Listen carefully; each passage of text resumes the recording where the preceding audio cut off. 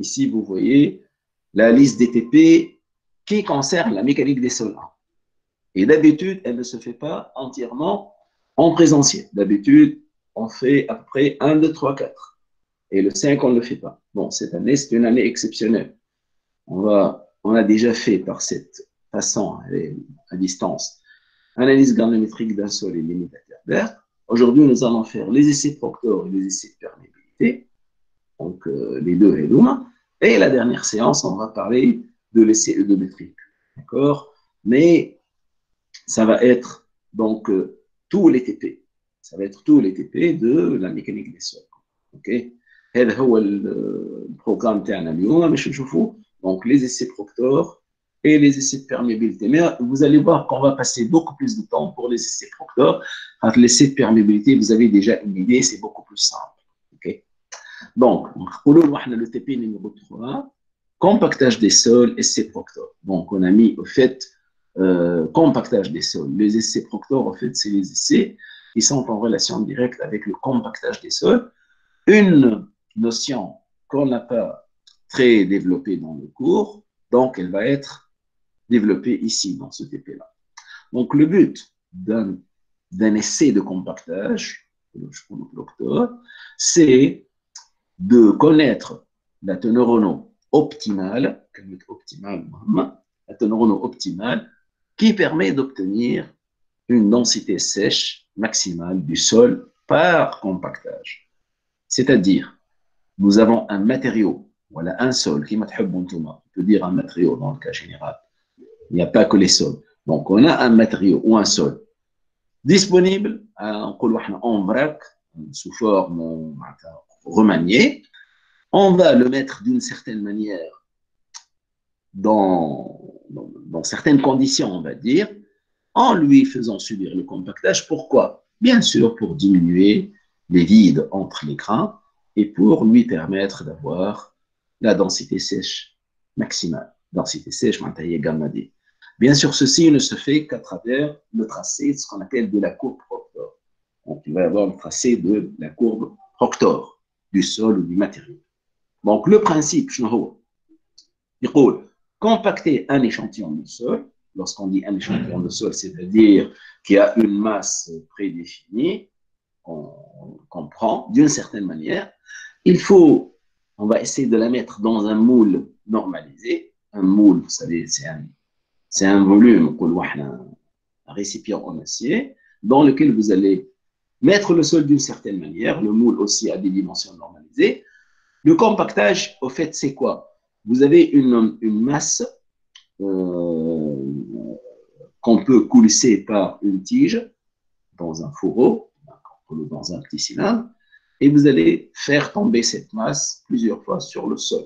Donc finalement, c'est comme le damage. Le damage, c'est juste une opération qui permet de donner au sol une certaine compacité en diminuant les vides. Bien sûr, la dame de compactage, ça nous le mouton, comme le mouton. Elle est normalisée, mais le plus important, pour faire cette opération, il faut ajouter de l'eau avec une quantité donnée. Donc, ça veut dire que le compactage, c'est une opération de mise en place du sol qui se fait par ajout de l'eau pour permettre ensuite, pour déterminer le poids volumique du sol sec. D'accord? Donc, on a la relation très connue, surtout au chapitre 1. Gamma D égale gamma sur 1 plus oméga. Bon, comme, allez, si vous déterminez gamma, si vous calculez oméga, et ça va se faire comme ça dans le TP, vous pouvez calculer gamma D. D'accord? Mais l'opération, vous allez la répéter plusieurs fois. Vous allez commencer par une valeur, voilà, une quantité d'eau donnée. Vous allez faire l'essai Proctor. Donc, vous allez faire quoi? Vous allez déterminer gamma et oméga et calculer gamma D. Mais vous allez calculer oméga aussi. Calculer oméga, mais chez les la quantité les autres.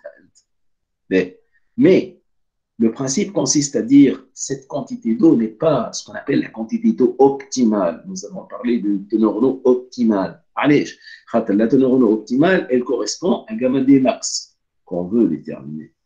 soi-disant, parce que c'est la valeur qui met le sol dans la condition la plus favorable en termes de compacité. Donc, ça veut dire on va répéter l'opération quelques fois, 5, 6 fois le plus souvent. Supposons, au départ, j'ai ajouté une quantité d'eau telle. Je vais la valeur. Mais je vais augmenter. Et je vais faire la même chose, je vais répéter. Et à chaque fois, je vais avoir un couple de valeurs. Oméga, gamma D. Oméga, gamma D. C'est pour cela que je parle de tracer la courbe gamma D en fonction de l'oméga.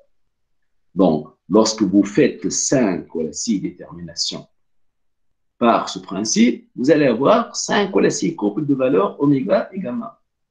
Vous allez tracer gamma D en fonction de l'oméga pour chercher ce couple de valeurs importantes. Bien sûr, l'utilité, ces deux valeurs vont vous servir pour dire comment on va exécuter et contrôler le compacteur. monsieur, Oui. juste monsieur ليه تعرف البرزنتاسيون ولا اي خاطر monsieur حابسه في الديابو الاولاني بالكل. ابون لا من بكري ليه حابسه عندنا الاكرام monsieur. حاجه اخرى هذه باهي سامحني. اسمعها monsieur. استنى peut-être ليه monsieur راهو سي بون. انا في بالي جي كليكي على بارتاجي ليكرون الناس الكل تشوف ليكرون الناس الكل ولا ماشي. انا تو جو سوي la page 2, je parle TP numéro 3, compactage des sols et c'est tractants. Est-ce que tout le monde voit ça? هاني لا monsieur هاوش نخرج ونرجع مساج. Ah d'accord, c'est vous qui. Alors, est-ce que les autres, vous êtes en train de voir? ايوه شو معناتها الناس الكل قاعده تتبع. داكور بارك الله فيك. جوست باش انا نشوف جوست نرجع هنا. داكور بون on a 3 معناتها oui ألفا داكور دونك سي بون دونك نورمالمون وي. راهو رجع احمد peut-être هو الى ان بروبليم احمد فقيه. اوكي داكور نحن هذه نرجع دونك ok donc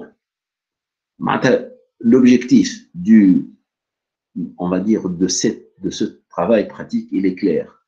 On va déterminer une quantité d'eau optimale qui correspond à une mise en place, on va dire, favorable, qui permet d'avoir la meilleure ou la valeur maximale de la densité sèche maximale, et ceci après avoir tracé la courbe, c'est-à-dire gamma D en fonction de oméga, qu'on va essayer d'illustrer maintenant.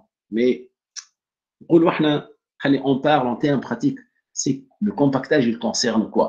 Bon, ce transparent, il est important parce qu'il fait le lien soi-disant entre l'application réelle et le laboratoire. Vous faites le TP, mais vous comprenez un peu plus comment on choisit l'énergie de compactage. Donc, je vais commencer par, on va dire, la figure qui est à droite de l'écran. Elle correspond déjà à un remblai d'accès. On parle de remblai d'accès. Un remblai d'accès à un pont. Donc, un remblai en général, comme vous avez vu dans le chapitre 3, c'est un sol rapporté sous forme de trapèze. Une plateforme supérieure, c'est la moitié. 12,5. Il y a une partie en pente. D'accord? Et il y a une hauteur ou une épaisseur du remblai. Donc, ça, c'est un remblai d'accès à un ouvrage d'art. D'ailleurs, c'est le projet. C'est la problématique, elle est différente. C'est l'ouvrage d'art Cyrus le Grand. Avec le pont qui est devant, ça met l'outil laïco. الشارع الكبير اللي تدخلوا منه لتونس باش تمشيوا لبنزرت ولا dans le sens contraire باش تخرجوا من تونس vers le sud. D'accord? Donc là, il y a un remblai. On a considéré cet exemple pour quoi? Parce qu'au fait, ce remblai d'accès, le trapèze اللي من فوق عنده près 25 mètres من فوق وعنده près 33 mètres en bas وعنده une épaisseur de 3 mètres. Et déjà, lorsque vous calculez cette surface, vous allez trouver 90 à peu près. Mais il faut les multiplier, qui m'a par un mètre linéaire dans la direction perpendiculaire, au volume. معناتها الرملي هذا كان عنده hauteur constante باش يكون فيه 90 mètres cubes. À compacter, le sol à compacter, ça correspond toujours aux remblais et digues. Les remblais et les digues ont des hauteurs importantes. Pour compacter donc une telle circonstance pour les conditions, on utilise une énergie de compactage modérée. Mais c'est l'énergie de compactage, parce qu'on n'a pas précisé beaucoup. Le fait de faire tomber une masse M sur une hauteur de chute H, ça va vous donner une énergie MGH, le poids fois la hauteur. Donc, le compactage se fait par cette énergie que vous procurez.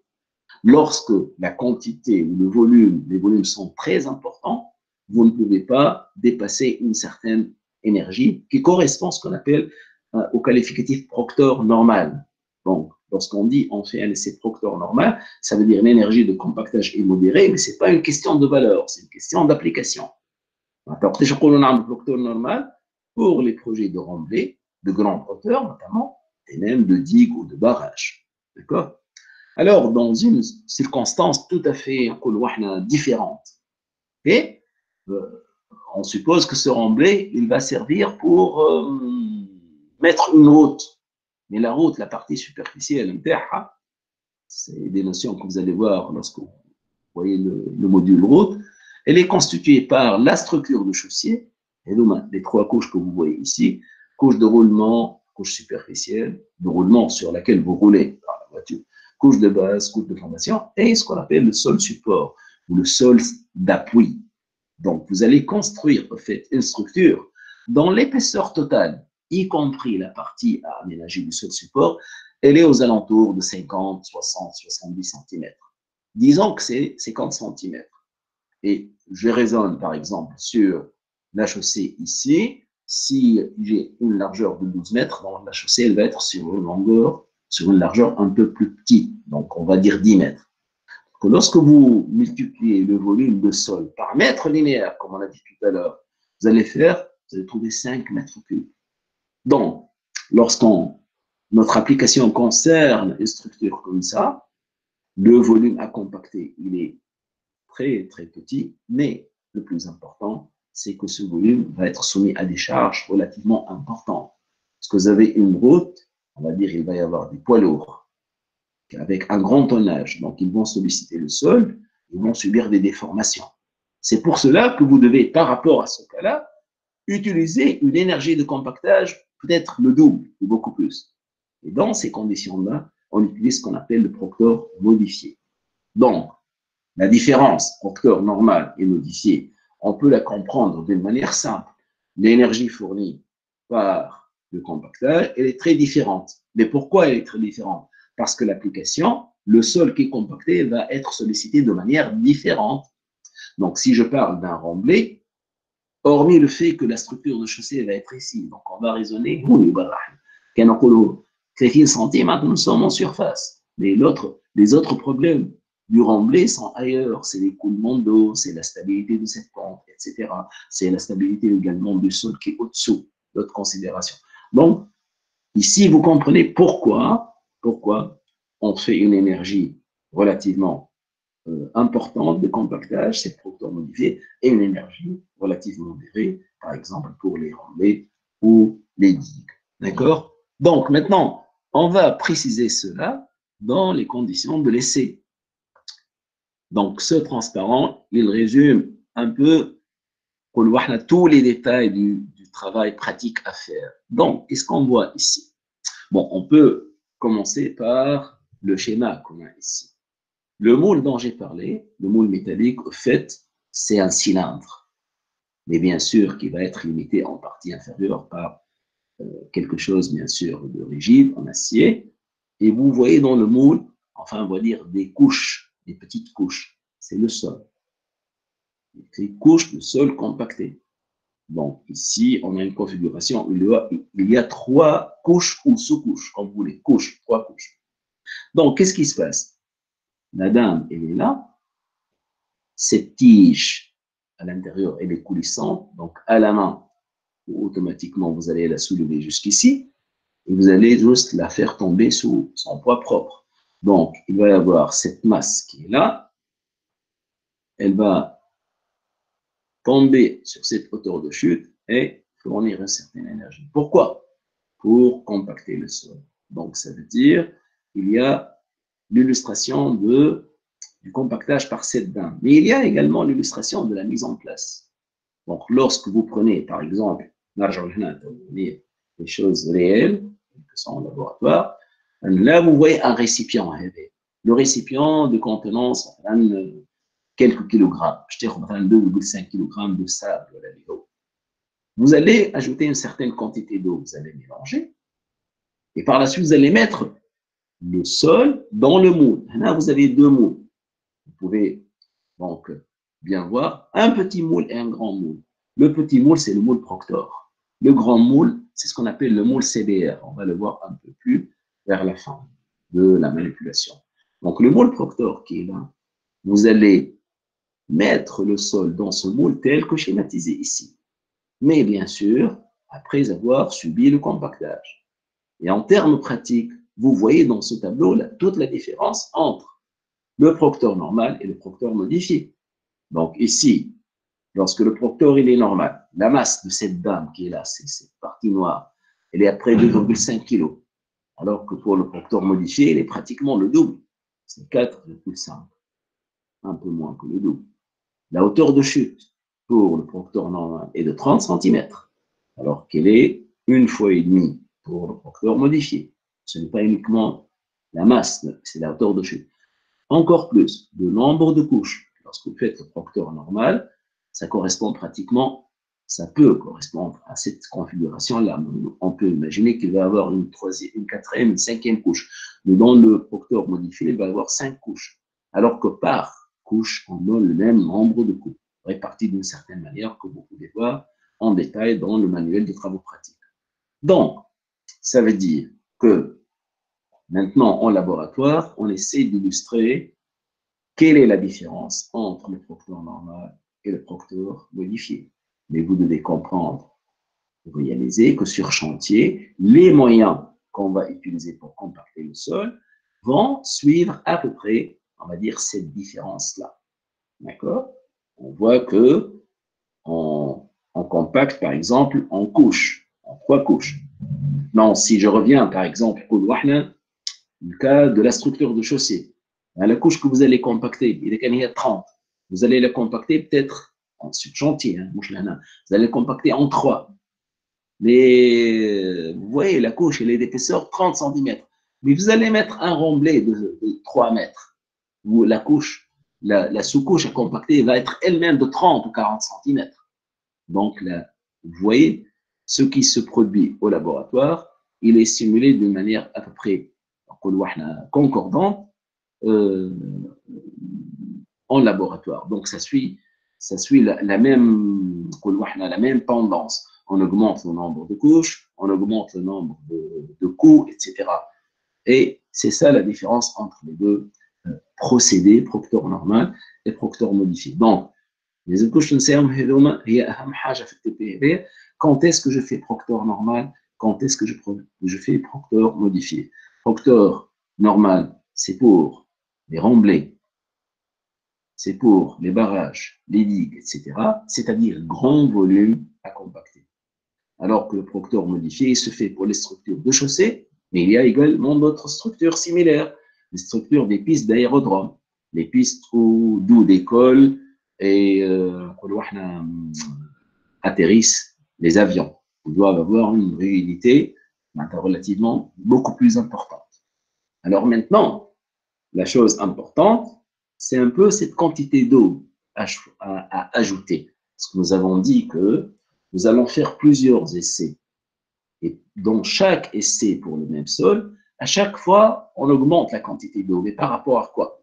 Donc, vous savez très bien, on va dire à partir de l'expérience, à partir des documentations existantes, à partir de plusieurs facteurs, en fonction du type de sol, on connaît la marge ou la zone dans laquelle se trouve la valeur de oméga optimale, c'est-à-dire la valeur de cette de cette teneur en eau qui permet d'avoir pratiquement le meilleur, la meilleure compacité du sol, si je peux dire.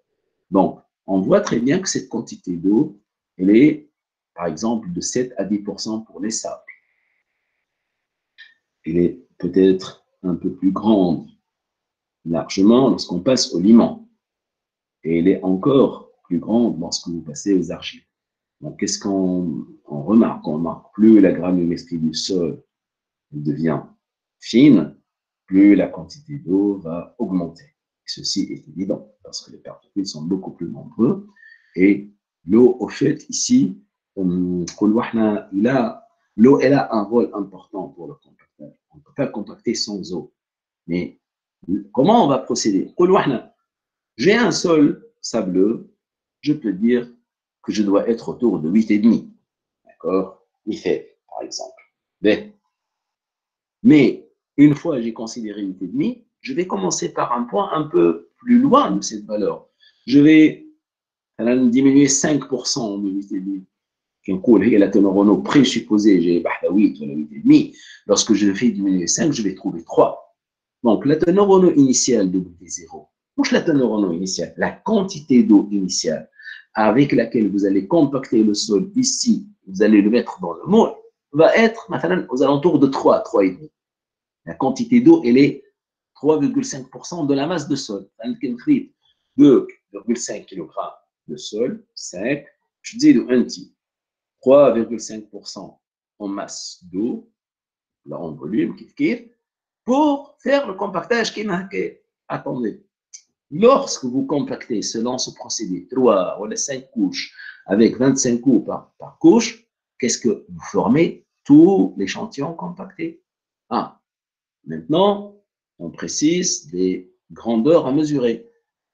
Parce que le moule, il est de dimension standard, on connaît son diamètre, on connaît sa hauteur, donc on va connaître la masse du sol dans le moule, tout simplement en faisant la différence entre les deux, le moule à vide et le moule rempli. Vous allez avoir le poids du sol compacté. Le poids du sol compacté sur le volume dans lequel se trouve ce sol va vous donner gamma. Donc gamma est connu. Mais c'est maintenant que vous allez déterminer la teneur en eau. Une fois vous terminez le compactage, vous allez prendre un petit bout de sol ici compacté en haut, vous allez renverser l'échantillon, vous allez prendre un vers le bas, parce que les deux sont en conditions relativement différentes, et vous mesurez la teneur en eau de ces deux échantillons. Donc, au fait, vous mesurez sur le même élément à la fois le gamma et la teneur en eau. Bien sûr, la teneur en eau nécessite d'attendre 24 heures pour connaître la valeur. Donc, je connais la teneur en eau, je connais gamma W sur D, je calcule gamma D. Et j'ai déjà un point de la courbe. Je vois le point de la courbe. Et quelle est la valeur de la teneur en eau du sol compacté et le poids sur le volume l'article gamma. Donc, je t'explique gamma sur 1 plus oméga égale gamma D. Vous avez gamma D. Alors maintenant, vous avez fait ce point-là. Maintenant, vous allez ajouter petit à petit. Vous avez commencé à dire 3,5. On peut ajouter 2,5 ou 3, en fonction, bien sûr, de la marge. Donc, je dis encore 2 ou 3%. Donc, la quantité d'eau va augmenter. Et je refaire le compactage comme décrit précédemment. Vous allez, dans le même sol, avec la teneur en eau initiale, vous allez ajouter la quantité d'eau pour qu'il ait, on va dire, 4 à 5% d'eau ajoutée. Vous allez faire le compactage et vous allez tout simplement déterminer le poids de nouveau total, le volume, etc., mesurer les deux échantillons de la teneur en eau, etc. Donc, vous allez répéter l'opération 5-6 fois, de sorte que vous êtes sûr d'avoir dépassé la valeur, la valeur présupposée. Et je commence à partir de 3,5. Et à chaque fois, j'ajoute 2. 3,5 plus 2, ça fait 5,5. Plus 2, ça fait 7,5. Plus 2, ça fait 9,5, 10. Plus 2, ça fait déjà 12,5 ou la 13. Allez, la valeur. Donc, à ce moment-là, vous avez compris quelle est la façon avec laquelle j'essaie de saisir la valeur de la teneur en eau optimale. Donc, ceci va nous amener directement à la courbe expérimentale qu'on doit tracer. Cette courbe que vous voyez ici à gauche, c'est quoi? En fait, c'est une courbe tracée avec ces 5 points. 1, 2, 3, 4, 5. Ces 5 points, qu'est-ce qu'on a fait au fait pour le sol? On a commencé avec une quantité d'eau qui a donné la valeur de la teneur en eau. C'est R, et qui a permis de trouver gamma D R. D'accord? On a ajouté de l'eau. Donc, on voit que la teneur en eau, bien sûr, du sol augmente. Le gamma D augmente. D'accord? De même, pour la troisième détermination. Pour la quatrième détermination, on a l'impression que le gamma D max n'augmente plus ou même diminue un peu. Mais la teneur en eau augmente, etc. Donc là, qu'est-ce qu'on peut dire? On s'attend à une courbe, on va dire, euh, en forme de cloche, si je peux dire, d'accord, dont le sommet donne l'impression que c'est une parabole, si vous voulez, d'accord. Donc, à partir de cette courbe, qu'est-ce que je vais dire? La teneur en eau optimale, c'est par définition quoi? C'est la valeur qui nous permet d'avoir la valeur maximale de gamma D. Donc, gamma D max, c'est le maximum déterminé après le tracé de la courbe, qui correspond bien sûr à la teneur en eau optimale, et c'est ça l'objectif du travail pratique. Donc, vous voyez qu'on fait 5, parfois 6 déterminations pour tracer la courbe et déterminer la teneur en eau optimale et le gamma D max correspondant. Donc, on comprend très bien que pour le compactage, maintenant, on va faire une sorte d'interprétation de la courbe. L'eau, vous voyez au départ, son effet est positif pour augmenter la densité du sol. Parce qu'au fait, dans cette branche, ou dans ce côté sec, l'eau, elle joue le rôle de lubrifiant. C'est comme si l'eau, elle va lubrifier les particules, les grains, et faciliter le compactage, de sorte que on va atteindre gamma D max. Mais à un certain moment, l'eau, elle va vous permettre de faire le compactage, mais vous voyez que le gamma D n'augmente plus. Et ceci, il va donner un autre comportement vis-à-vis de la présence de l'eau pour le sol. Donc, lorsque vous avez plus d'eau, au fait, le rôle de lubrifiant n'existe plus parce que vous avez atteint déjà ce point, mais parce que tout simplement, l'eau, elle va couper beaucoup plus de vide. Mais l'eau fait partie donc, des vides. Donc, ça veut dire qu'au fait, il y avait à avoir beaucoup plus d'eau par rapport à ces points-là. Donc, finalement, le gamma D, il va diminuer. Et c'est ça ce qu'on observe. Et on peut dire, à la limite, même si j'augmente davantage de l'eau, je peux aller jusqu'à la saturation du sol. Si, par exemple, je vois très bien que gamma D diminue, je vais encore ajouter de l'eau.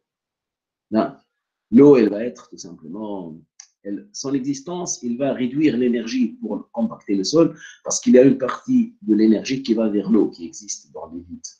Alors que ici, la quantité d'eau, elle est faible et elle permet au contraire d'avoir une bonne compacité du sol. Donc, ici, pour vous montrer que le rôle de l'eau pour essayer de trouver la teneur en eau optimale et gamma D max. D'accord? Donc, ici, qu'est-ce qu'on montre? On montre quelque chose d'important qu'on a expliqué sur le transparent précédent, c'est quelle est l'influence de l'énergie de compactage. Donc, regardez bien ici, pour un même sol qui s'appelle limon argileux, on a fait des compactages avec des nombres de coups différents, 6 coups par couche, 25 coups par couche et 55 coups par couche. Donc, 1, 2, 3. Et vous voyez que ça, c'est la courbe Proctor de ce sol lorsqu'on a mis 6 coups par couche. Là. Ça, c'est la courbe obtenue lorsqu'on a utilisé 25 coups. Et ça, c'est la troisième courbe lorsqu'on a utilisé 55 coups. Alors, l'interprétation, elle est simple. Lorsque vous augmentez le nombre de coups par couche, vous augmentez l'énergie de compactage. Si toute chose égale par ailleurs, la masse de la gamme, la hauteur de chute, etc. Donc, on voit très bien que lorsque vous augmentez l'énergie de compactage, qu'est-ce qui se passe? Le gamma D augmente. Donc, pour la courbe 1, le gamma D, parle du gamma D max. Le gamma D max, il augmente. Il est là. Pour le deuxième, il est là. Pour le troisième, il est là. Donc, lorsque j'augmente l'énergie de compactage, la compacité, elle augmente. Mais la teneur en eau diminue. Si pour la première courbe, oméga optimal ou optimum est de 20, pour la deuxième, elle est aux alentours de 17. Pour la troisième, elle est aux alentours même de 13. Donc, qu'est-ce qu'on peut dire? L'augmentation d'énergie de compactage s'accompagne d'une diminution de oméga optimum et d'une augmentation de gamma D. D'accord? Donc, ceci veut dire que, au fait, l'influence d'énergie de compactage, elle est significative. Mais vous ne comprenez pas que le gamma D augmente seulement, mais la teneur en eau diminue. Bon, alors, ici, on trace une courbe très couramment, ce qu'on appelle la courbe de saturation. À partir de la définition de oméga, la teneur en eau, plutôt à partir de SR, le degré de saturation, si vous vous rappelez très bien, SR égale oméga GS sur E. GS, c'est gamma S sur gamma W, et E, c'est l'indice des vides. Lorsque vous remplacez E par gamma S sur gamma D moins 1, vous trouvez cette relation. Et cette relation, vous la trouvez lorsque vous écrivez SR égale 100% ou 1. D'accord? Donc, quel est l'intérêt de cette courbe? Elle vous montre qu'au fait, lorsque vous dépassez la teneur en eau optimale, vous vous approchez de la saturation du sol. Vous ne pouvez pas l'atteindre. C'est très difficile de l'atteindre, la saturation. Vous pouvez être très proche. Donc, vous avez des valeurs de teneur en eau et de gamma D correspondantes qui sont pratiquement proches de l'état saturé. Et on voit très bien que cette courbe de saturation, c'est une sorte d'enveloppe du côté de la branche humide de toutes les courbes. D'accord? Mais vous pouvez tracer une courbe pour un degré de saturation plus petit. Si la même équation, vous allez la trouver, vous allez l'écrire pour SR égale, par exemple, 80%, donc vous allez mettre SR égale 0,8, vous n'allez pas mettre 100. Vous allez avoir une autre équation. Et vous pouvez avoir d'autres courbes, normalement, qui font comme ça. D'accord? Donc, tout ceci pour dire que la courbe de compactage est influencée, bien sûr, par le rôle de l'eau, par l'intensité du compactage, mais il y a quelque chose en plus que je ne décris pas en détail, c'est ce qu'on appelle la granulométrie du sol. La granulométrie du sol, elle est très importante sur le plan pratique lorsque, par exemple, on parle de barrage. Donc, dans un barrage, c'est un grand volume, il y a des parties dont le rôle, il est différent de point de vue exploration. On aime bien, par exemple, avoir dans la partie centrale, pratiquement, il n'y a pas d'eau. D'accord?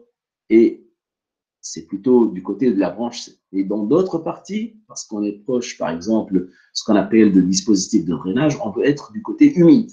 C'est-à-dire, dans un même ouvrage, on préfère peut-être globalement être ici. Mais en fonction, bien sûr, parce que le volume est très important, on peut être, par exemple, ici ou là. Et ceci veut dire que lorsque vous allez être du côté sec ou humide, on voit que la granulométrie du sol, elle a une grande importance sur la courbe Proctor, mais je ne montre pas l'illustration. Donc voilà un peu l'interprétation. Donc en guise d'application, puisque vous n'avez pas à faire un compte rendu de TP, qu'on ne fait pas, donc il y a un exercice numéro 1, qui correspond à la série de TD que je vous ai donnée. La série de TD que j'ai distribuée pour le chapitre 1, l'exercice 1.11 que je reproduis au fait ici. Donc, il consiste à tout simplement tracer la courbe Proctor pour ce sol-là. Donc, définir les conditions de compactage d'une argile sableuse pour un chantier routier. On a fait des essais Proctor normal, c'est-à-dire énergie de compactage modérée, et ont permis d'obtenir ces points expérimentaux que vous voyez ici. D'accord? Il dit déterminer la teneur en eau optimale du compactage ainsi que la densité sèche maximale correspondante. Mais ceci est facile. Vous allez tracer la courbe comme ça, et pratiquement on voit le résultat sur la courbe. Pratiquement, hein, il est là. D'accord? Alors, deuxième question. Sachant que ce sol, l'argile sableuse, elle a un poids volumique gamma total de 18,7, un gamma D de 17, d'accord? Déterminer le volume d'eau ajouté par mètre cube pour le compacter à l'optimum Proctor normal. Nous, on ne va pas partir comme au labo pratiquement d'un sol sec, parce que vraiment, pour faire l'essai au laboratoire, on fait le desséchage du sol pratiquement près de, pour avoir une teneur eau pratiquement nulle. Pas nulle, mais pratiquement nulle. Mais lorsque vous apportez du matériau sur un chantier, vous l'apportez avec une certaine quantité d'eau qui est déjà. Donc, il faut dire combien je dois ajouter. D'accord? C'est pour cela qu'après avoir calculé la teneur en eau optimale, supposons qu'elle soit 14,5, vous allez bien sûr déterminer la teneur en eau du sol. D'accord? Les deux valeurs. Et vous allez voir la différence et vous dire combien je dois ajouter par mètre cube de sol. D'accord? Par la suite, il y a une question importante sur la pratique. Lorsque vous dites j'ai fait la courbe Proctor, je l'ai tracée et j'ai trouvé une teneur en eau optimale de 14,25, mais sur chantier, vous n'allez jamais être exactement ici. Vous allez être soit ici, soit ici. D'ailleurs, lorsque vous tracez une horizontale pour une certaine valeur de gamma D égale 18, elle est déjà tracée. Vous avez déjà un point. Gamma D égale 18 peut être atteint avec une teneur en eau de 16,75. Mais elle peut être établie, elle peut être trouvée pratiquement avec cette valeur. À peu près 12,5, 3. Donc, dans la pratique, ils veulent être toujours que cette horizontale soit la plus proche du sommet. Je m'en كان عندي انا هنا 19 هي الفالور ماكسيمال ولا ما نكونش اقل من 0.95 ولا من 0.9 فوا هيك علاش يقول لك كاين لا مارج دو تنورو كي نقول انا 0.95 نجي نكون لي 2 بوين هذوما تقول له رد بالك باش تكون عندك 95% ما يلزمكش تكون تنورو سيغ شونتي اقل من هذه الفالور واكثر من هذه الفالور. Vous savez, donc dans cette marge, vous êtes proche du sommet. C'est l'objectif du travail. Donc, il y a un deuxième exercice, il est beaucoup plus développé, pour ne pas dire intéressant. Donc, on vous donne, pour un sol donné, avec GS 265, et les résultats qui sont là, dans le tableau RV. Ces résultats, ils renseignent sur quoi? On a utilisé 3 énergies de compactage. A, modifié, B, normalisé, et C, faible énergie de compactage. D'accord? Et on a fait des points qui permettent de tracer les courbes Proctor. On a fait 5 points. Donc, le cas A, c'est les données au gamma D et oméga. Le cas B, c'est les valeurs au gamma D et oméga. Il y a 6 points pour ce cas. Voilà, pour le cas C, comme un 5 points. OK? Donc, il s'agit du même sol pour lequel j'ai S, etc. Je cool. Tracer les courbes de compactage. Donc, ça, c'est pratiquement le travail qu'on n'avait pas fait pour l'autre, parce qu'il faut les mettre sur le graphique. Faites la courbe, vous allez la tracer. Déterminer la teneur en eau optimale du compactage et la densité sèche, donc c'est comme pour l'exercice. On va estimer le degré de saturation à l'optimum factor pour les données de la colonne A. Je m'attends à la colonne A. Il y a le cas A, le cas A, les filles, le courbe, et vous allez donner la valeur de SR à l'optimum. Je peux pas dire le degré de saturation dessus. OK? Bas, vous allez faire la dernière partie, rien que tracer de la courbe de saturation. La courbe que je vous ai montrée sur le transparent précédent, vous allez la tracer. Bien sûr, qui fait? Vous avez l'équation. Puisque vous avez l'équation, vous pouvez la tracer lorsque vous mettez SR égale 100%. Mais vous allez tracer 3 autres courbes qui correspondent à SR égale 70, 80 et 90%. Comme c'est vrai, on peut avoir une courbe du sol à l'état non saturé. Donc, vous allez tracer les courbes et si vous pouvez, vous allez interpréter le résultat. Donc, voilà un peu pour ce travail pratique. Quel est le principe, les détails et à travers les exercices, qu'est-ce qui vous est demandé. D'accord? Donc là, je m'arrête un peu pour éventuellement avoir des questions de votre part. Si vous avez des questions, s'il vous plaît.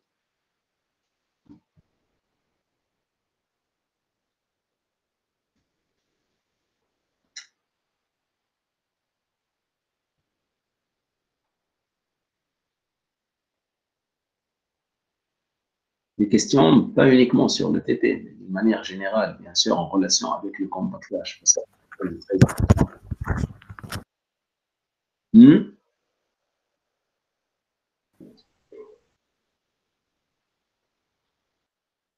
سي بلا حبيت نسألك على حاجة مش متعلقة برشا بي تي بي ولا كسول الماز بوليميك ريال معناتها دي غانيلا ولا حاجة كيما هكا معناتها. شنو النوسيون تاعها معناتها شنو التي بي كيفاش تعمل كيفاش نجم نطلعها لما زبوليميك شنو هي؟ ريال ريال ريال. اه اي معناتها تقول لما زبوليميك ريال دو كوا؟ دان سول ولا دان سول دي غانيلا دان بيتون كيف اي لما زبوليميك ريال اش معناتها؟ سي معناتها ثم دو زيتا راهو لا رياليتي. وقت عندك انت votre sol qui occupe un volume V que vous pouvez mesurer et vous avez la masse, ça c'est la masse, ça c'est, il peut vous donner la masse volumique, donc le poids volumique réel du sol. Mais le GS, c'est une notion qui est beaucoup plus différente parce qu'elle se fait par un autre TP, ça nous laisser au picnomètre. Vous voyez, est-ce que vous avez bien compris comment on peut déterminer le gamma D? Le gamma D, c'est une notion que vous avez vue dans le cours comme étant une notion beaucoup plus abstraite. Le poids total, le poids plutôt des grains solides sur le volume. D'accord? Mais dans ce TP-là, normalement, vous avez senti beaucoup plus la signification de gamma D. Gamma D, vous pouvez la déterminer à partir de gamma et connaissant la teneur Renault. فهمتوا كيفاش؟ يعني هذه هي الانتيري نتاع التي بي هذايا. مي انت لا كيستيون تاعك تقول لا ماس فوليميك ريال، ما ثماش حاجه اسمها ماس فوليميك ريال. هذا كيسكو فولي دير بار ريال؟ كلمه ريال هذه شنو هي؟ كيسكو فولي دير بار سلا؟ والله نسيت نسأل معناتها لقيتها قدامي عاد نسأل فيك عليها. يلزمك vous pouvez m'envoyer انت le passage. قريت هذاك الوقت نجم نقول لك il correspond à quoi.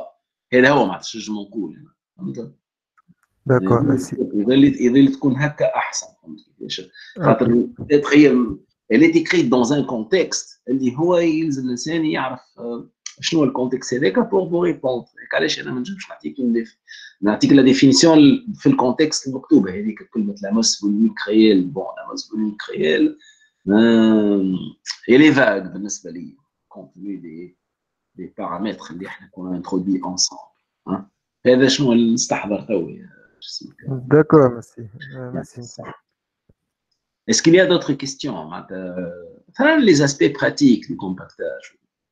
مسي جيست يعني باش نعرف اني وصلت يعني الكومباكتاج كما نقولوا احنا ماكسيموم شنو هي الميثود باغ اكزومبل في الروت ولا في اي j'ai compris votre question. Vous voulez dire, lorsque je suis en train de faire le travail pratique, comment je me rends compte que j'ai atteint le oméga optimum?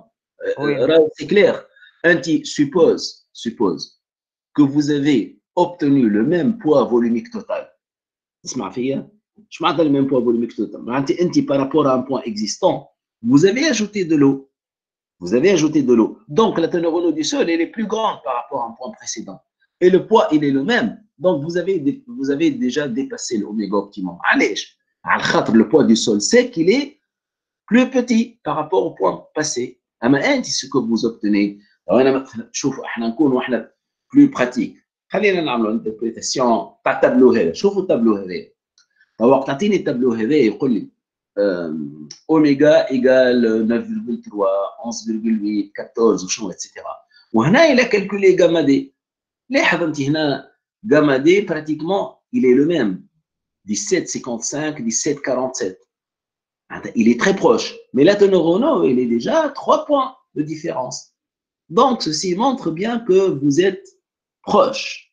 Mais lorsque, bien sûr, le poids lui-même, le poids du sol sec, la teneur en eau va augmenter, c'est pas le poids total, il va diminuer. Pourquoi il va diminuer? Parce qu'il y a beaucoup plus. Il y a un volume d'eau qui prend la place des grains. Donc, ça veut dire au fait que le poids total, il diminue. Parce qu'il y a une partie, on a fait une partie de grains, on l'a fait à l'main. Donc, je vais lui donc, vous avez cassé. Ou alors, il y a une autre indication. Je protège lorsqu'on a interprété la courbe. Vous pouvez augmenter un peu la teneur en eau, et vous savez très bien qu'elle est dépassée. Mais vous allez voir l'eau, le TP, vous allez voir l'eau qui jaillit. La dame, elle va frapper le sol dans le moule. Vous allez voir qu'il y a de l'eau qui, qui monte en surface. Ça veut dire que certainement, la femme, femme a l'indicateur pratique comment vous dites que vous avez dépassé.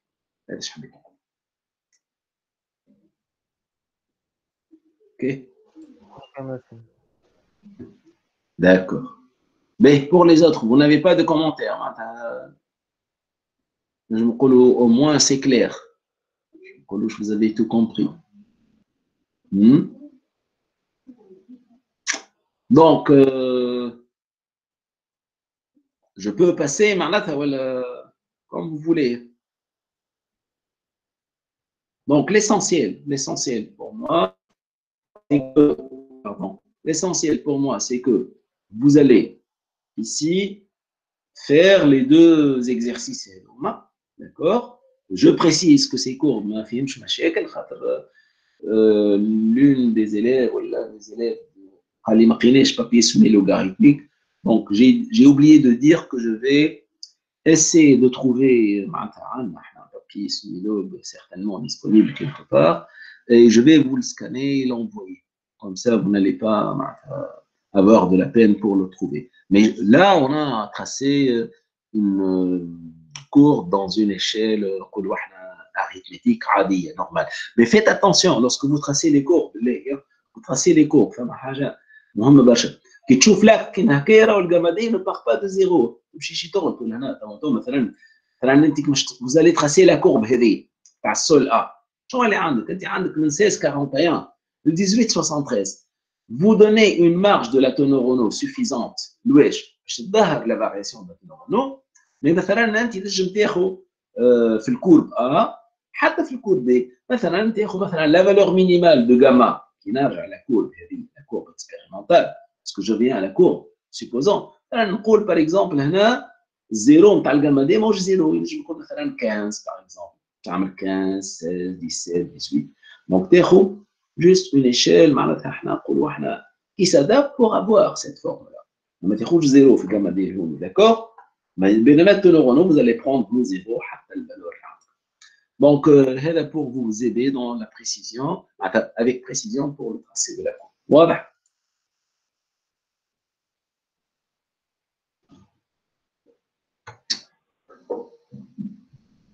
bon donc, une dernière vérification.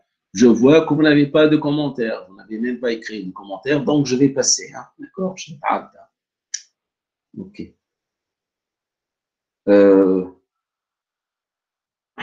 Donc, pour le plus important maintenant, c'est les applications du compactage.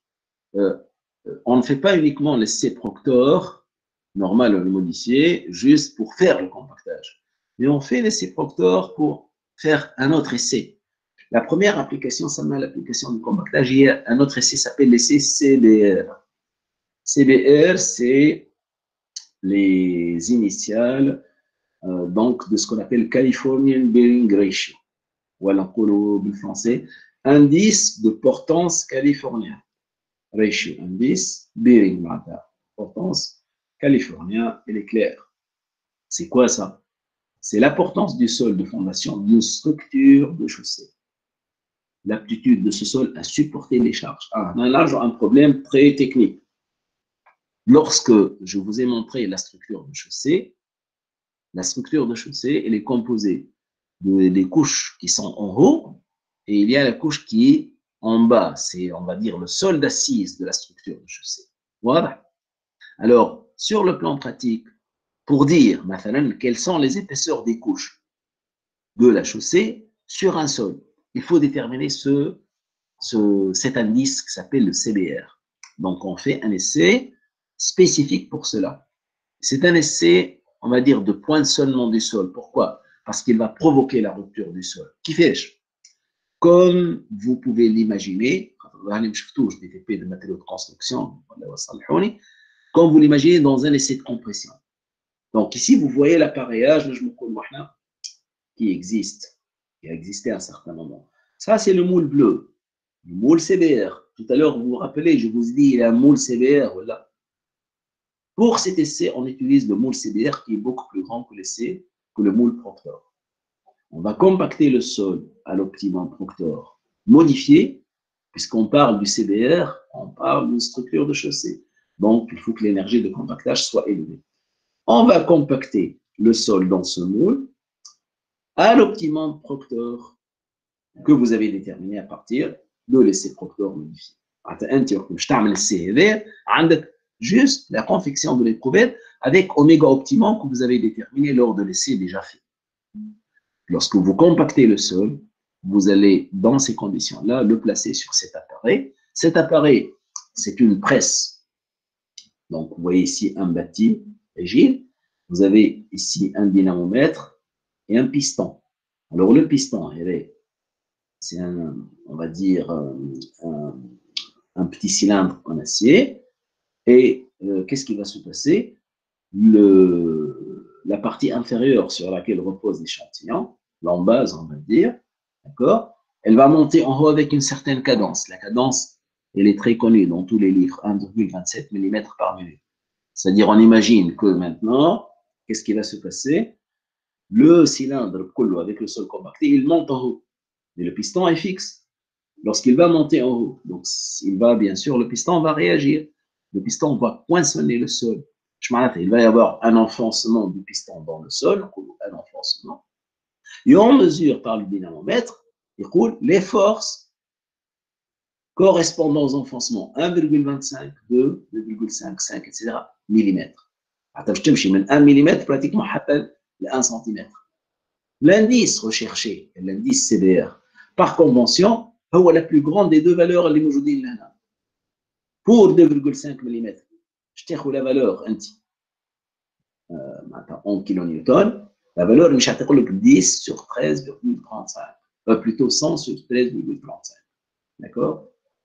À 5 mm, ça va être 100 sur 20. D'accord? Par convention. Mais au fait, dans une description plus détaillée, شنو هو السي هذا؟ نجمو نقولوا c'est la pression. La pression qu'on mesure. Quelle pression? C'est la force divisée par la section du piston. Le piston a une section pratiquement à peu près de... Elle est quelques centimètres carrés. Hein? D'accord? Donc, vous mesurez la force par la section du piston et en contact avec le sol. Ça vous donne une pression. La pression, l'équivalent de ça, hein, dans certains livres, c'est la pression à 2,5 SN divisé par la pression mesurée sur un matériau de référence. Je m'arrête. On laisser à un autre matériau standard de référence, le rapport de la même pression pour le même enfoncement. Le matériau standard. Et vous prenez la valeur la plus grande. Donc voilà. Sur le plan pratique, pourquoi on fait ça? Parce qu'en fonction du CBR du sol support, vous allez décider l'épaisseur des structures, l'épaisseur des couches de la structure de chaussée. Avec la structure que je vous ai montrée, le deuxième transparent, vous allez dire combien je vais mettre pour la couche de forme, etc.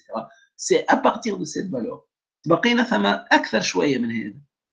هو أنه إحنا مادام نحكيو على les chaussées, les routes, vous savez, les chaussées, les routes, toujours, elles peuvent être dans des conditions très défavorables. مثلا immersion totale. فيضانات مثلا. ولا اللي هو. Donc, on fait l'essai directement après le compactage, tel qu'il est, mais on fait l'essai 4 jours après avoir immergé tout ce cylindre avec le sol dans l'eau. Pourquoi faire? Pour donner l'effet de l'eau à modifier l'état du sol, parce que dans la réalité, ça se passe comme ça. Et bien sûr, ceci va provoquer le plus souvent un gonflement du sol. شو الgonflement? هو العكس مش l'enfoncement, c'est le déplacement vers le haut. خاطر كان تدخل في les détails, autour du piston, enfin, il y a des plaques, des petites plaques entre le piston et le bord du cylindre, où on a déjà comme des comparateurs. Ces comparateurs, vous allez voir qu'il va y avoir un mouvement vers le haut. et vous pouvez déterminer ce qu'on appelle un indice de gonflement à GL delta H sur H. Delta H, ou le gonflement mesuré, de combien le sol a monté vers le haut, sur la hauteur initiale de l'éprouvette, il y a à peu près 127 mm. Donc, ceci veut dire, le CDR à l'état normal, lorsqu'il n'y a pas de pluie, et le CDR immergé, c'est le CDR, donc, je n'ai un rapport au litre de calcul, le nombre de mois pour lesquels il y a immersion, une pluie abondante, et le nombre de mois secs. Avec un rapport, il entre dans le dimensionnement de la structure de la chaussée. Donc, vous voyez combien tous ces essais-là sont montés, sont faits à partir de la réalité pour donner des indicateurs pour vous permettre de faire le dimensionnement. D'accord? Donc, il y a beaucoup plus dans le manuel de TP, donc je vais passer. Bon, Hana habite une chose autre avant de passer l'autre essai. Ce qu'on appelle le compactage dynamique, c'est quelque chose de totalement différent. C'est toujours une masse qui tombe d'une certaine hauteur, mais rien à comparer avec ce qui se fait en laboratoire. C'est un procédé, une technique d'amélioration des sols. Les sables lâches, par exemple. D'accord? Bien sûr, le compactage dynamique, il n'y a pas d'eau. C'est des masses très importantes, de 10 à 20 tonnes, qui chutent de 10 à 20 mètres. Donc, c'est des moyens très costauds et très coûteux. Pourquoi? Parce que vous pouvez, au fait, améliorer la compacité du sol, mouche à quelques dizaines de centimètres. Vous pouvez améliorer la densité du sol sur quelques mètres. Donc, tu as un procédé.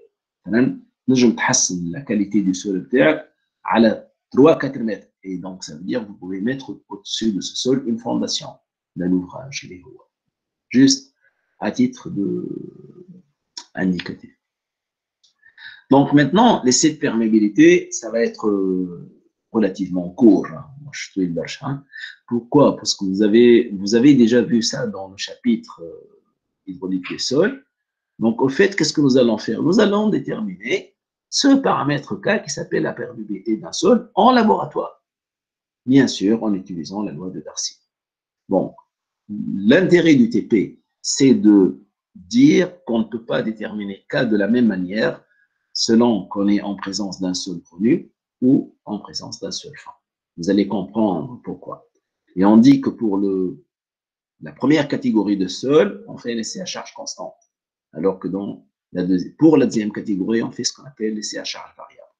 Donc, le principe, il est très simple. C'est ce qu'on a dit dans le cours. On va prendre un échantillon de sol. 1. Référence. Compacté dans un moule Proctor ou CDR à l'optimum, les tables de Proctor normal ou modifié. Voilà. Tu as une construction d'un barrage quelque part. Vous allez dire, cette zone du barrage, elle est composée du matériau qu'elle. Comment je vais déterminer sa perméabilité? C'est dans ces conditions-là. Comme je suis un barrage, je suis un compactage à l'optimum Proctor normal, barrage. Je vais un modifié. Donc, puisque le sol il est mis en place d'une certaine manière, on va le mettre de la même manière pour déterminer le cas. Parce qu'on va résoudre un problème d'écoulement dans le barrage, par exemple. Donc, nous allons soumettre une différence de charge fixée qui permet d'obtenir un écoulement d'eau unidimensionnel entre les extrémités inférieures et supérieures de l'échantillon. D'accord? Et là, l'écoulement, comment on le fait générer dans l'échantillon. Donc, le perméamètre, c'est tout simplement l'appareillage c'est un moule Proctor finalement. Mais un moule Proctor aménagé. Comment? Il va y avoir ici une sortie qui va être en relation avec un tube en contact avec un réservoir d'eau. Et de l'autre, il va y avoir une autre sortie pour récupérer l'eau. D'accord? Donc, pourquoi la charge est constante?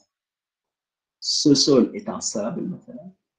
L'échantillon, il va être de hauteur d'un moule Proctor. Et la section, elle est connue. Qu'est-ce qu'on va faire?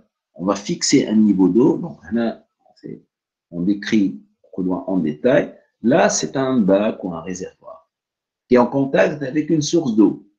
Si l'eau va diminuer parce qu'elle s'écoule à travers l'échantillon, il faut toujours ajouter de l'eau pour avoir le niveau constant.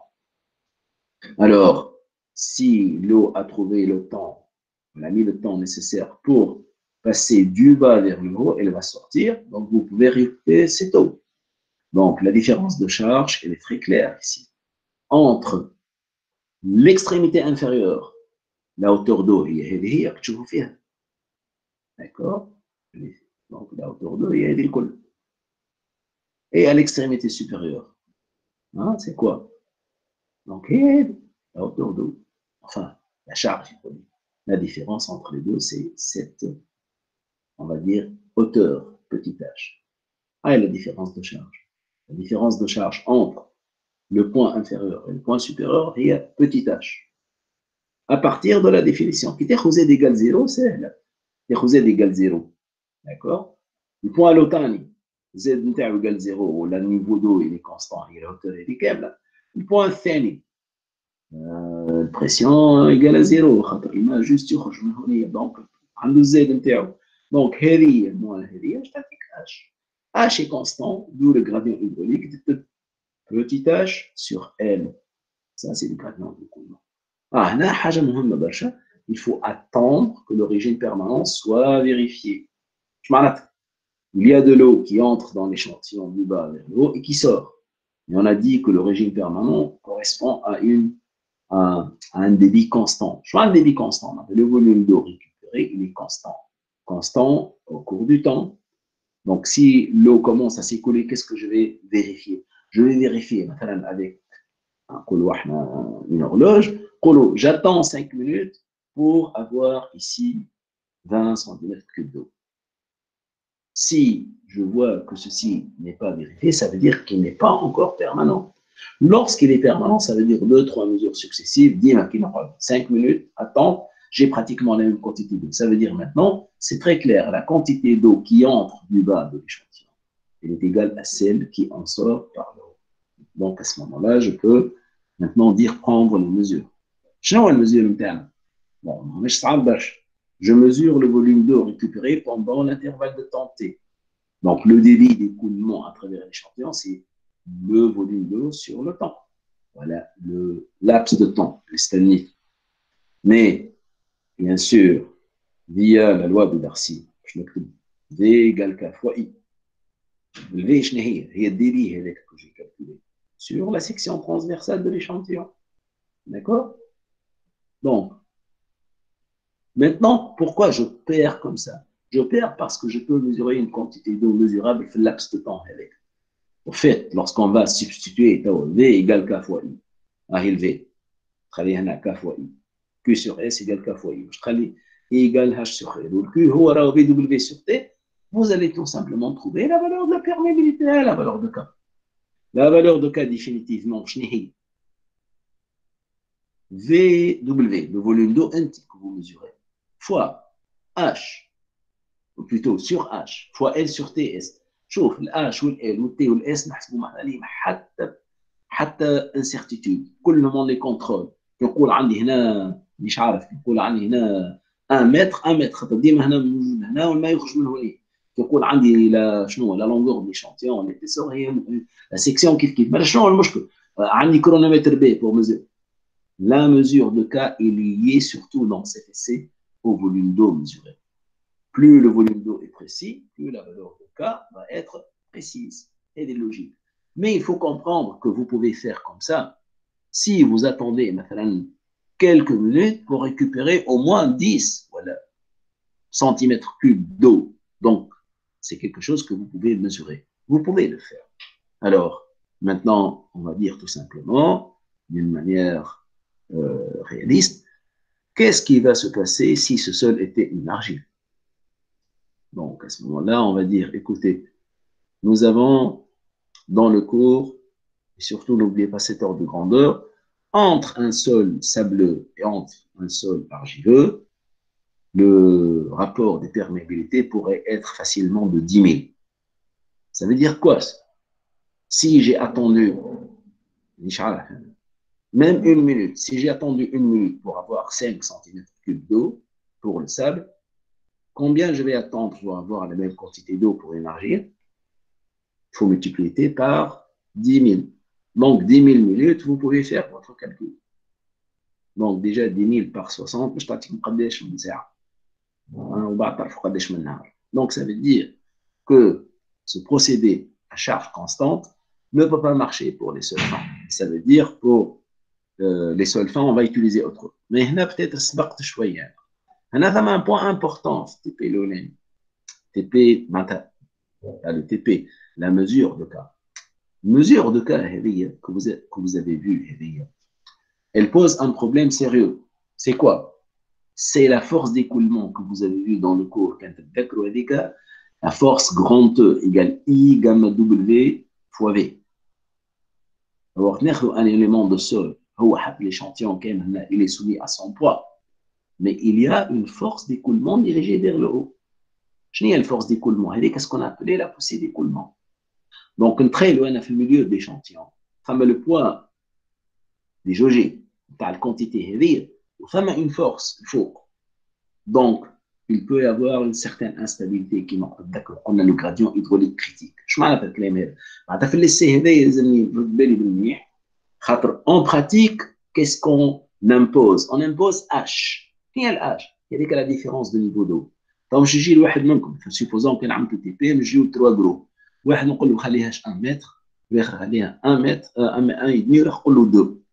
Vous allez voir qu'il peut y avoir un problème, du moins lorsque H augmente. Non, le problème, c'est que pratiquement, comme c'est écrit ici, chauffe-vous une remontée avec l'eau de particules fines, même avec grande quantité. Je m'attends on est les particules fines موجودين في السابق قاعدين يطلعوا فوق.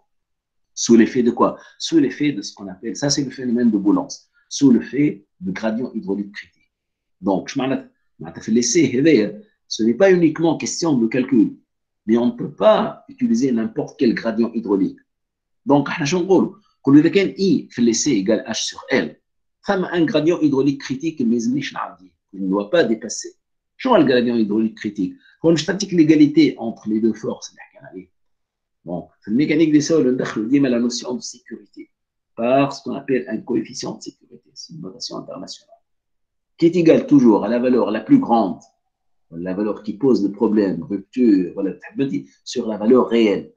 I critique, c'est une valeur, référence, elle pratique le problème en question, ou I, c'est la valeur réelle. Donc, si I égale I critique, j'ai un problème, ça veut dire F égale 1. Mais dans la réalité, je ne dois pas avoir F égale 1. Dans la réalité, je vais même avoir F égale 2. Le gradient réel, mais il a dit la moitié du gradient critique. Eh bien, cette condition-là, vous allez la trouver ici, sur H. احنا بالنسبه لنا انت وقتاش تعمل التي بي نتاعك تقول نحب نعمل السي à charge constante avec une sécurité vis-à-vis du gradient hydraulique égale à 2. Donc تقول ما يلزمنيش نعدي H هذه. علاش؟ خاطر لي بارامتر كلها عندك الاو نتاع السول عندك جاي من الكومباكتاج، ما هو سول كومباكتي. ال تعرفها، هذوما الكل تعرفها، et vous allez déterminer H maximum. Donc هنا la relation راهي تخرج بطريقه اخرى في بعض الكتب تلقاها. خاطر dans certains livres الكونديسيون هذه موجوده كي تخلي f égale 1 في الفورمول هذه وزي f égale 1 هوني هذه ولات 1 ومن بعد جيب l من هوني لوطه ولات e ولات e inférieur ou égal à 1 sur 1 plus e gamma s sur gamma w moins 1. Donc ça veut dire que vous avez le gradient hydraulique critique. Donc vous vérifiez à partir de cette relation là que vous avez le gradient hydraulique critique. Ok? معناتها احنا بالنسبه لينا ماهيش pas uniquement question de faire l'essai pour calculer. Le calcul de cas il est très simple. ما الهاش هذه ما تنجمش تكون اي هاش في البراتيك. اذا كان مش تاخذ انت هاش كبيره برشا donc il va y avoir un problème. Donc H لازم تكون dans une marge qui ne vous met pas dans cette condition, ça veut dire de boulance ou de gradient hydraulique critique. D'accord? Donc le point il est très important hein, sur les conditions sur le gradient. Donc juste le deuxième mode opératoire, c'est ce qu'on appelle le perméamètre à charge variable pour les solvants. Donc, la problématique, on l'a exposée. La problématique, j'ai un échantillon de solvant, un argile compacté, Timoul Proctor. Mais, qu'est-ce qui va se passer? On va le soumettre à une différence de charge. Avec un tube, ok, rempli d'eau, je vais le remplir d'eau. Donc, le maït vers le bas, du bas vers le haut. Par la suite, l'eau récupérée juste au niveau supérieur. Voilà. Bon, l'échantillon, souvent, c'est un détail, ils incluent de part et d'autre ce qu'on appelle des pierres poreuses. Un matériau très facile qui laisse l'eau passer très, très rapidement. Mais, partant du principe, ou partant de la remarque qu'il connaît, إذا كان باش نقعد نستنى أنا 4 أيام باش ناخذ 1 سنتيمتر كوب دو، المشكلة فاش؟ المشكلة أنه هو الكونتيتي دو اللي مش نقيسها مش تكون بالنسبة للأرجيل مش تكون كبيرة. شنو باش نعمل احنا؟ ناخذ ان تيوب هذايا ادوش، الوغ لا سيكسيون تاعو تنجم تكون حتى انفيريور 1 ملم كاري. هذا موجود في سيغتان، معناتها نقولوا احنا certains équipements expérimentaux qui vont le 2 mètres, on peut profiter de l'essai de métrique باش نقيسوا بالفاصون هذه. شنو نعمل؟ التيوب هذه السيكسيون تاعو ما نحبوش نقولوا نيجليجابل، elle est très très faible par rapport à la section d'échantillon. Donc شنو يقع؟ وقت اللي نقول انا النيفو نتاع الشارج هيدروليك ماشي يتبدل مثلا من اوتور H1 H2 جو بو لا ليغ فاسيلمون، تنجم تكون 20 سنتيمتر 20 سنتيمتر نجم نقراه، داكور. مي الكميه نتاع الماء هذه اللي انفيم، او كان تبار ملتيبلي 20 سنتيمتر فوا اون سيكسيون دو 1 ملم كاري، تطلق قداش الكونتيتي نتاعها من سنتيمتر كوب، داكور. دونك دو l'intérêt. Donc احنا شنو؟ Un eau qui provient d'un tube de section très faible qui va pénétrer dans l'échantillon, mais l'échantillon a une section très grande. La section s'appelle grand S. OK? Donc, l'essai va porter sur la variation de la charge hydraulique pour faire une lecture. Si H1 correspond au temps T1, H2 correspond au temps T2, donc on dit que la charge hydraulique H, d'une manière générale, elle varie entre H1 et H2. Ou donc dans le sens d'une variation H1 ou H2. Donc au fait il y a moins DH. Donc la quantité d'eau qui correspond à cette variation moins DH, DH est négatif, donc moins DH positif. Donc la quantité d'eau qui a diminué dans le tube, c'est bien moins DH ST. Cette même quantité d'eau, parce que le régime permanent est atteint, elle va passer à travers l'échantillon. هي اللي مش تتعدى من هوني اللي هو باش يعطيني dV W égale شنو هو dV W؟ c'est un volume. Un volume je معناتها dB fois unité de temps. L'unité de temps معناتها أنا عندي un laps de temps dt. Je vais raisonner plutôt sur 1 dH pour 1 dt. Donc باش نكتب KIS dt هذا الفوليوم تاع الماء اللي يتعدى. Mais bien sûr le K هو البيرميابيليتي نتاع الارجيل، والاي bien sûr شنو هي H sur L. شنو هي H؟ هي la valeur de H, la valeur correspondant entre les temps T1 مش كتبها H divisé par L. OK? Donc lorsque bien sûr à partir de cette équation là vous allez plutôt écrire l'égalité بين هذا الزوز dVW dans le tube et dVW dans l'échantillon sont égales. Lorsqu'elles sont égales, vous allez tirer cette équation-là. Donc, vous allez réarranger cette équation-là. Je tire un logarithme dH sur H. On signe-moi. Signe-moi, déjà, il y a un positif, H1, H2, bien sûr. D'accord? Donc, vous allez, tout simplement déduire la perméabilité sur cet intervalle de temps. Bon, mais je te parle tout simplement la valeur de K. Donc ça, c'est la détermination de K avec l'essai à charge variable. Donc, je nous si ST, c'est la section transversale du tube EVR, grand S, c'est la section transversale de l'échantillon EVR, d'accord? Grand L, c'est la hauteur de l'échantillon de sol 900. T, bien sûr, le temps. Log népérien de H1 sur H2. D'accord? Et vous déterminez, bien sûr, la valeur de la perméabilité. Donc, cette façon de faire, elle s'impose parce que la perméabilité des sols fins, elle est très, très, très faible par rapport à celle des sols moelleux. C'est pour cela qu'on fait ces déterminations de cette manière. Donc, dernière chose, la mesure de la perméabilité, parce que bien sûr, c'est la perméabilité vis-à-vis de l'eau, elle nécessite une correction. En termes de température, d'ailleurs, le dernier TP, qu'est-ce qu'on a vu pour le TP de sédimentométrie? On a la masse volumique de l'eau, elle peut varier en fonction de la température. Mais là, c'est plutôt la perméabilité, elle est liée à la viscosité de l'eau. La viscosité de l'eau.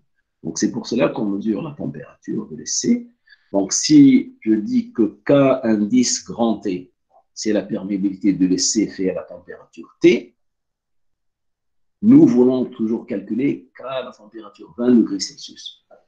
Donc, cette équation vous permet de dire qu'au fait, si vous avez fait l'essai à la température de 30 degrés par saison chaude, vous avez la valeur de K par le rapport de la viscosité de l'eau à 30 degrés sur celle de la viscosité de l'eau à 20 degrés.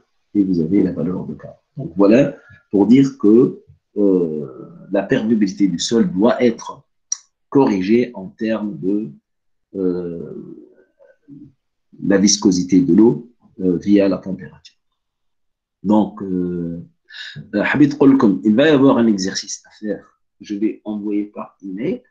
Donc, je n'ai pas trouvé le temps de le préparer. Je vais le faire pour récupérer enfin, pour récapituler plutôt. Un exercice pour le TP, pour la séance de TP numéro 2. Pour la séance de travaux pratiques numéro 2, on a deux exercices de compactage qui existent déjà dans la présentation. Je vais vous envoyer le PDF de cette présentation. Et un exercice d'hydraulique des sols que vous allez faire. Okay. D'accord? Bon, en dernier lieu, juste pour les données, c'est parce que j'ai utilisé certaines données. Donc, on a une référence supplémentaire. Peut-être j'ai parlé avec certains d'entre vous, j'ai oublié. Un livre de mécanique des sols, sous presse, simulation de base de mécanique des sols. D'accord? Donc, ce livre-là, je vous fais 3 auteurs, parmi lesquels je figure. Donc, le programme de ce livre, je fais toute la mécanique des sols 1. Toute la mécanique des sols 1, je fais un chapitre. On a 5 chapitres. Ou fait un chapitre sur le compactage des sols et un chapitre sur la géologie, la relation entre la géologie et les sols. D'accord? Mais l'intérêt de ce livre-là, il s'adresse à vous, d'une manière simple, mais surtout aux ingénieurs pratiquants. D'accord? Aux ingénieurs pratiquants. Bien sûr, ceci ne peut se faire qu'à partir de données qui concernent les sols tunisiens, de projets réels, mais surtout, il y a des exercices qui sont corrigés en détail. Donc, هذايا معناتها نقول لكم عليه باش تعرفوا انه مش يكون ان شاء الله موجود في البيبليوتيك. ما نجمش نقول لكم وقتاش، مي على شيل نقول واحد انديفيدويل بتاتر عشان بعد جمعتين هكاك. جو فوز انفورم وبرا، مي انتم نهار اخر ان شاء الله تاخذوه في البيبليوتيك اذا تحبوا تستحقوه. وفي بيان سور ان شابيتر اللي تشوفوه في الميكانيك دي سول 2 ان شاء الله عام الجاي، ومن اهم لي شابيتر في الميكانيك دي سول اسمه ريزيستانس السايمون دي سول. دونك معناها نجم نقولوا فيه هذا ابري 75% من البروغرام تاع الميكانيك دي سول. مفيش كان الكالكول دي زوراج اللي هي سي اوتر شوز. داكور؟ دونك فوالا جي في دي زيلستراسيون من الكلام هذاك علاش ذكرته، وانتم تكونوا بيان سور على علم. فوالا جو فو ريميرسي.